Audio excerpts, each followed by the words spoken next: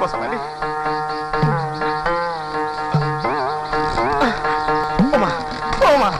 এয়া চিনেমা মই নোৱাৰো দেই ভয়াবহ কিন্তু হাস্যমধুৰ আৰু এয়া বাস্তৱ চিনেমাতকৈও ভয়াবহ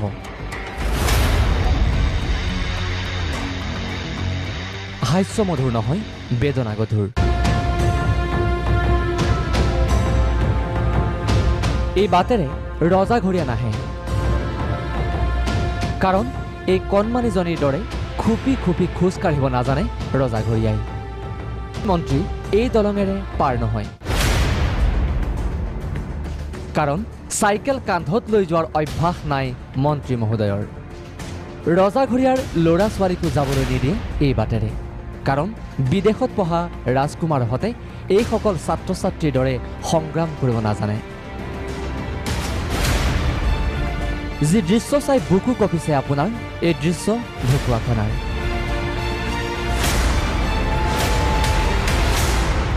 দলং মৰণ ফাণ্ডৰ মাজত কোনো পাৰ্থক্যই নাই ঘিলামৰাকে ধৰি বৃহত্তৰ অঞ্চলটোৰ 5খন গাঁও পানীৰ তলত ভগা দলঙৰ ওপৰত সাকু মুঠতে আমাৰ অৱস্থা নাইকিয়া হৈছে এতিয়া আমাৰ 70 বছৰ বয়স হ'ল এতিয়া জন্ম এনেকুৱা অৱস্থাতে আজিলৈকে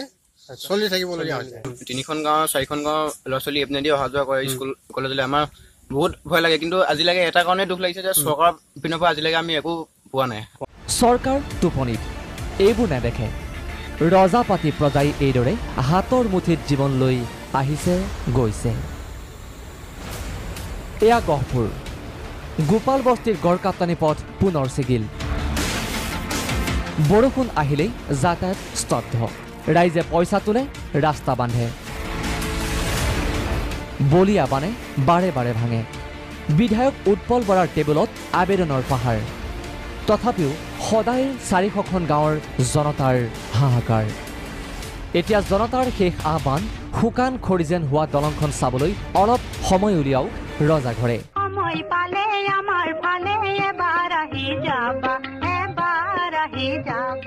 চুলিৰ আগত জীউ লৈ জীয়াই থকা মানুহখিনিৰ অৱস্থা বুজিবলৈ সময় হ'বনে তেৰা খবৰ